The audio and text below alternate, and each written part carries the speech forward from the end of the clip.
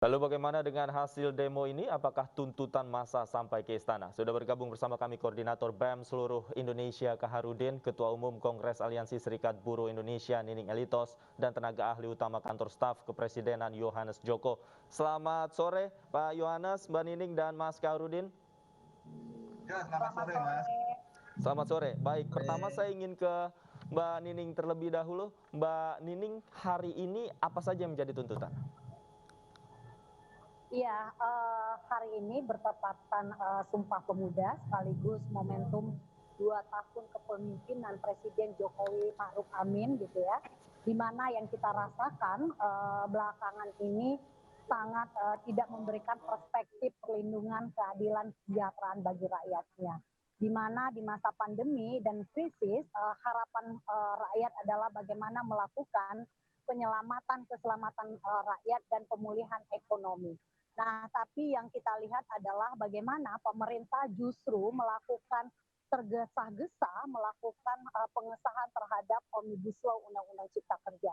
Padahal Undang-Undang Cipta Kerja sejak dari awal mendapatkan kritikan dari berbagai macam kelompok masyarakat gitu ya, agar ini tidak menjadi prioritas karena kita tahu Omnibus Law yang sedang dipersiapkan ini adalah tidak memberikan perspektif kepentingan rakyat mayoritas, tapi lebih kepada kepentingan para kepentingan investasi.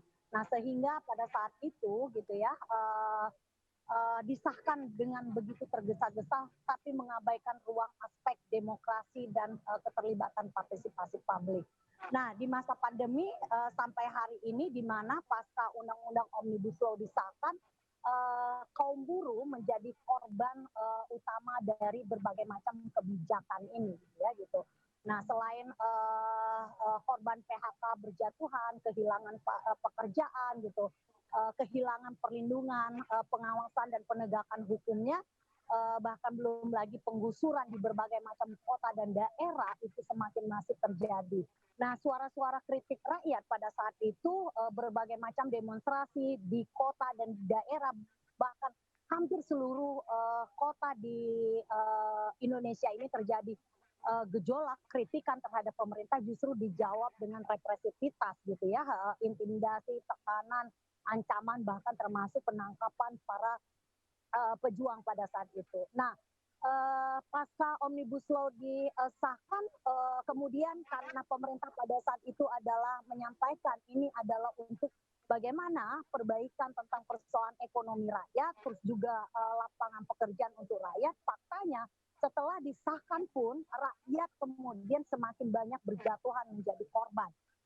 Belum lagi undang-undang katanya untuk memberikan perlindungan. Prakteknya liberalisasi hubungan kerja dari sistem alidayah PKWT, kontrak yang seharusnya tadi ada batasan jenis pekerjaan yang dibatasi, kemudian hari ini semua diperbolehkan. Belum lagi tentang persoalan pengupahan, belum lagi tentang persoalan hak serikat buruh, serikat pekerja kan gitu ya, tentang melakukan penentuan upah.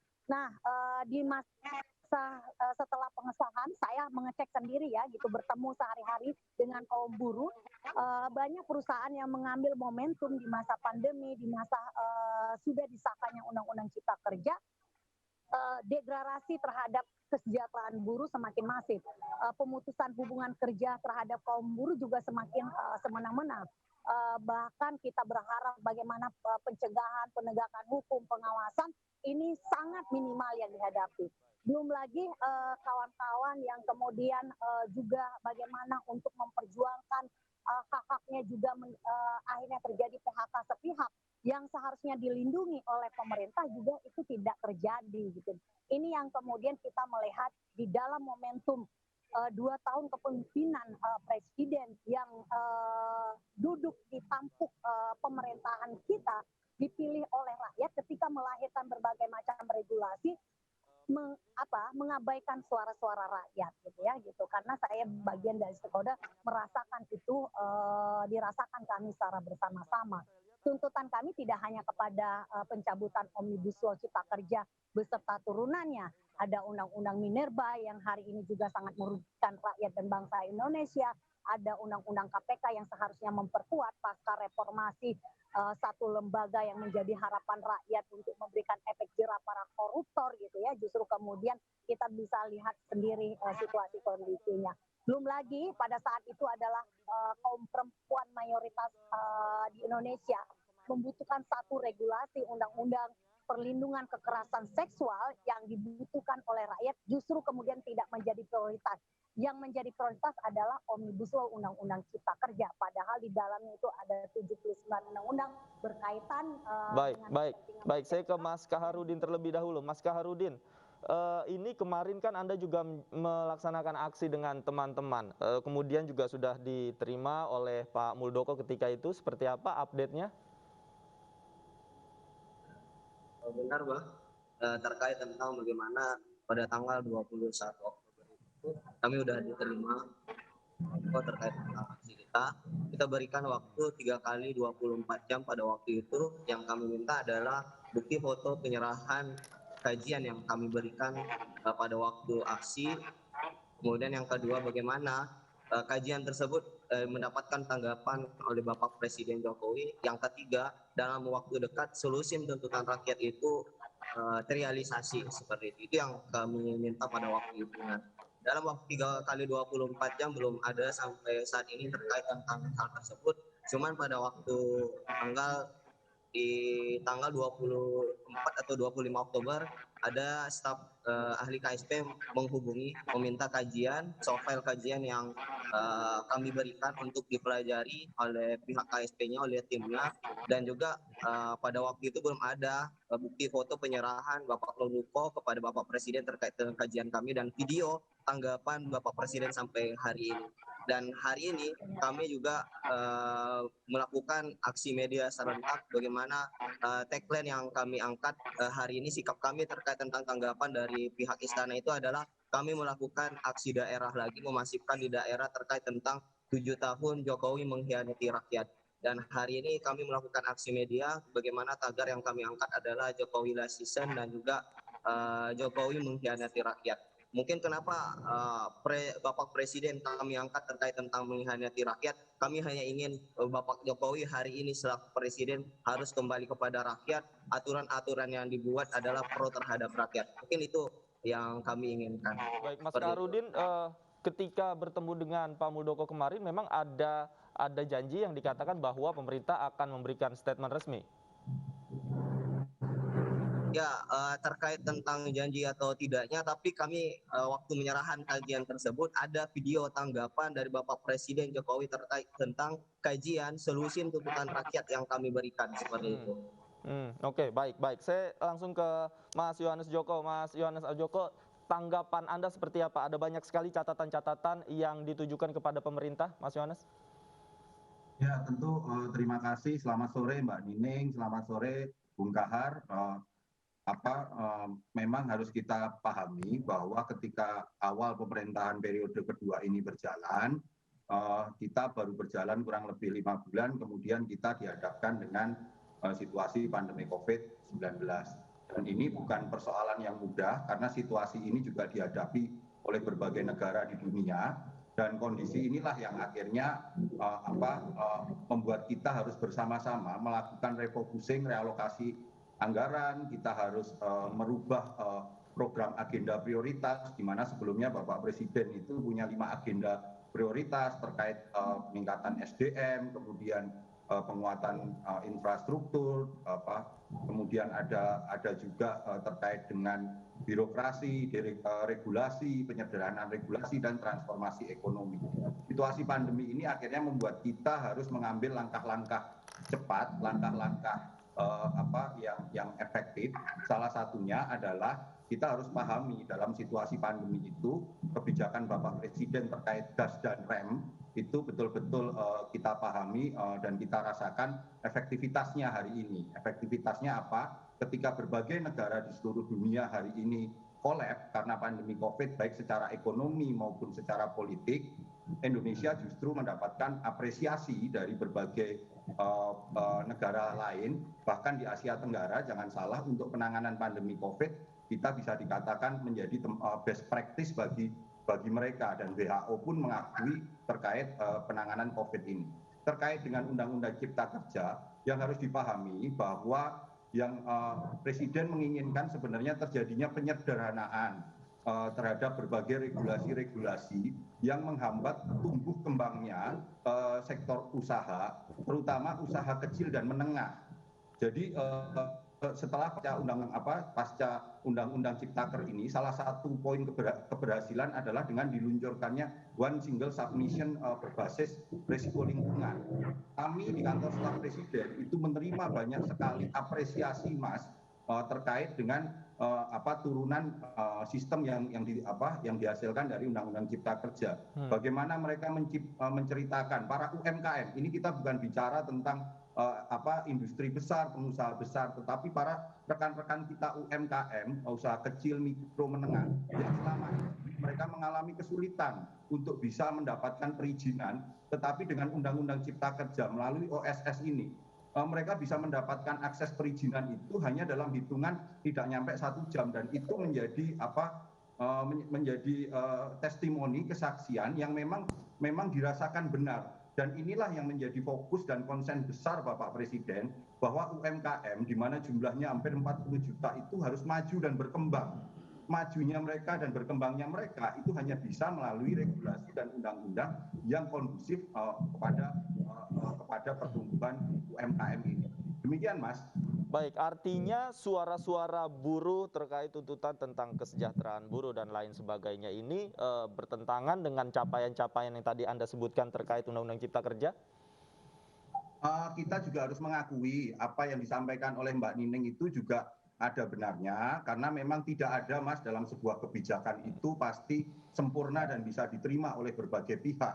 Pasti ada pro dan kontranya, pasti ada celah-celahnya, dan pada titik inilah sebenarnya Bapak Presiden melalui kantor staf Presiden dan seluruh jajarannya itu memiliki kebijakan yang membuka seluas-luasnya, Mas, terkait dengan Mas Hafni, terkait dengan kritikan, masukan, bahkan saran, dan harus kita berikan apresiasi kepada rekan-rekan buruh, rekan-rekan mahasiswa yang terus memberikan kritikan-kritikan ini, dan kita sampai pada titik ini, bangsa ini sampai pada titik ini hari ini kita mampu tangguh menghadapi pandemi COVID-19 dan kita mampu tumbuh itu karena kritikan dan masukan yang diberikan oleh rekan-rekan buruh dan rekan-rekan mahasiswa. Tetapi yang harus menjadi catatan kita, janganlah kritikan dan masukan itu akhirnya berubah menjadi fitnah, hinaan, cacian, ataupun ujaran kebencian. Dan saya yakin itu tidak sedang dilakukan oleh rekan-rekan buruh yang dipimpin oleh Mbak Nining dan dipimpin oleh Bung Kahar. Demikian, Mas. Baik. Saya ingin kembali ke Mbak Nining. Mbak Nining, tadi Mas Yohanes juga meng-highlight ada capaian-capaian yang bahkan dipuji oleh internasional terkait permasalahan yang ada, diantaranya pandemi COVID-19 dan juga UMKM. Nah, apakah ini tidak dilihat oleh buruh sebagai capaian dari pemerintah? Pertama saya menyampaikan bahwa peran dan fungsi hadirnya pemerintah itu kan untuk melindungi seluruh segenap tumpah dari Indonesia. Jadi seharusnya tidak ada pihak-pihak yang dikorbankan gitu ya gitu. Kalau tadi dari pihak pemerintah menyampaikan bahwa tidak ada keinginan untuk mengorbankan rakyatnya, seharusnya sejak dari awal gitu ya harus ada keterbukaan ketika ingin melahirkan satu regulasi. Nah, tapi dalam praktiknya regulasi itu dirasakan oleh kami sebagai buruh, sebagai masyarakat. Jadi bukan sebuah bentuk fitnahan gitu ya, bukan bentuk cacihan. Tapi itulah peran dan fungsi dari serikat buruh, dari masyarakat ketika pemerintahnya sudah tidak lagi memberikan perspektif apa yang menjadi pesan dari mandat konstitusi negara. Itu yang harus diingatkan gitu loh. Nah, kami gitu ya memang mengakui sering memberikan kritikan gitu ya kepada pihak pemerintah ya, tapi kalau pemerintah mengevaluasi dan bercermin gitu ya, berkali-kali berbagai macam regulasi dan kebijakan itu banyak tidak membuat keterbukaan. Sejak dari awal Undang-Undang Cipta Kerja ini kan memang bukan dari suara rakyat yang didengarkan, tapi dari kepentingan investasi. Jadi kalau kemudian hari ini bicara tentang persoalan penyelamatan gitu ya, seharusnya tidak ada yang dikorbankan. Tapi kami sebagai kaum buruh tadi oh, oke, kita tidak menampik bahwa pemerintah harus membuat bagaimana kerjanya persoalan birokrasi untuk melakukan penyederhanaan. Tapi prakteknya regulasi itu dilahirkan yang akhirnya memberikan dampak negatif mayoritas terhadap para pekerja hari ini. Sehingga mau tidak mau di masa pandemi yang seharusnya kita bagaimana memikirkan tentang bertahan hidup, bagaimana menyelamatkan diri gitu ya, kita harus tetap memberikan evaluasi terhadap pemerintah hari ini. Karena tanpa ada kritikan evaluasi dari pemerintah, ini akan jangan sampai kita masuk dalam ruang yang semakin gelap kan gitu. Baik. Mas Yohanes, tanggapan Anda? Yes. Ya, Mas, saya mau sampaikan bahwa Bapak terkait dengan Undang-Undang Cipta Kerja, Bapak Presiden itu memiliki konsen yang sangat besar sekali, Mas, terhadap kesejahteraan buruh. Buktinya apa? Itu dengan dua hal. Yang pertama adalah dengan kebijakan upscaling dan kebijakan rescaling. Kebijakan upscaling, Bapak Presiden mengeluarkan yang disebut dengan kartu prakerja. Sampai hari ini kurang lebih hampir 5,9 juta orang yang mengakses kartu prakerja ini.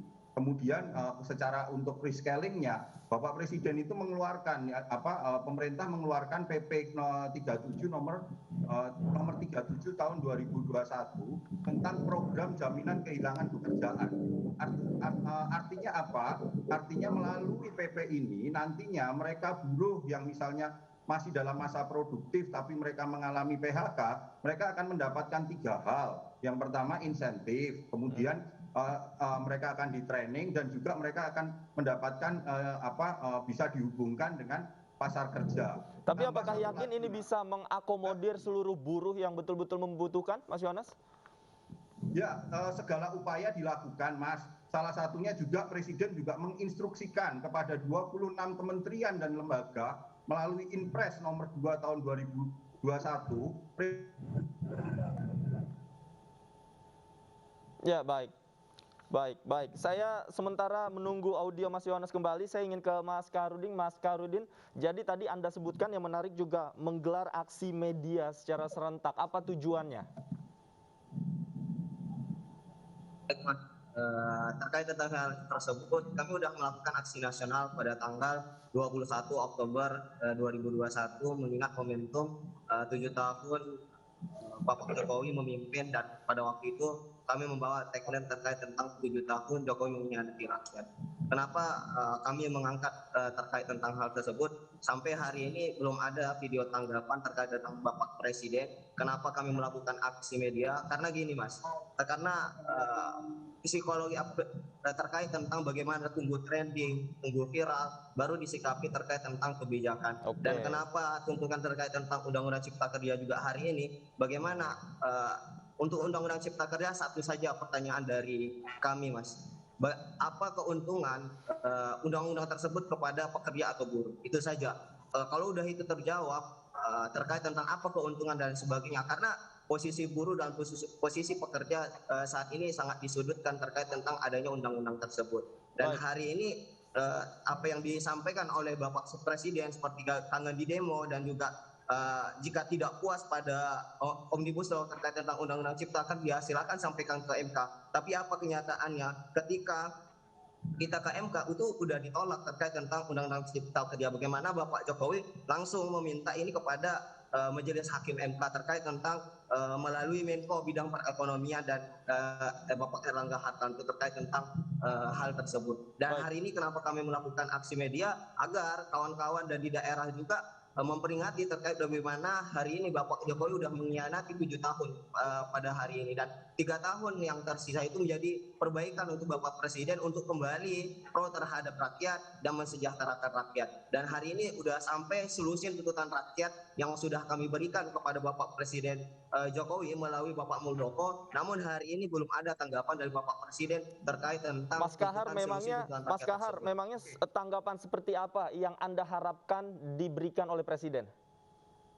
Iya, tanggapan yang kami ingin berikan adalah bagaimana tuntutan kami yang ketiga pada waktu itu ketika udah kami sarankan bagaimana solusi tuntutan rakyat tersebut terrealisasi, adanya tuntutan tersebut terrealisasi, dan kami ingin meminta tanggapan Bapak Baik, Presiden baik, terkait tentang solusi tuntutan rakyat. baik, Kami kan sebagai Bapak Presiden sebagai pelayan rakyat yang dipilih oleh rakyat, ya hari ini kami meminta hak kami untuk dilayani sebagaimana baik. Bapak Presiden melayani rakyatnya seperti itu. Baik, baik. Saya kembali ke Mas Yohanes. Mas Yohanes, kira-kira apakah pemerintah akan memberikan tanggapan terkait hal ini? Ya, Mas Afi, saya kebetulan kemarin di lapangan bersama dengan Pak Muldoko mendampingi beliau menerima Bung Kahar dan rekan-rekannya terkait dengan tuntutan mahasiswa, 12 tuntutan mahasiswa atau selusin tuntutan mahasiswa. Hari ini barang itu sudah disampaikan Bapak Kepala Staf kepada Bapak Presiden. Oke. Dan arahan Bapak Presiden itu meminta agar barang itu diberikan tanggapan, dilihat, dikaji. Dan Bapak Kepala Staf Kepresidenan, Bapak Muldoko, sudah menginstruksikan kepada seluruh jajaran kedeputiannya untuk memberikan tanggapan terkait 12 lusin itu. Dan hal ini juga sudah saya komunikasikan langsung kepada Bung Kahar. Memang untuk memberikan tanggapan, untuk memberikan jawaban, kita butuh waktu. Tidak bisa dengan tergesa-gesa kita memberikan jawaban, tetapi ayo nanti kita lihat, dan dalam waktu dekat ini Bapak Kepala Staf juga sudah menjanjikan akan mengundang rekan-rekan BMSI untuk berdialog terkait tuntutan-tuntutannya tersebut, Mas. Baik, baik. Demikian. Tambahan, Baik. Mas, satu lagi, Mas, tambahan. Iya, silakan, Terkait dengan buruh, Bapak Presiden itu memiliki sekali lagi, Bapak Presiden sangat memiliki konsen besar terhadap kesejahteraan buruh.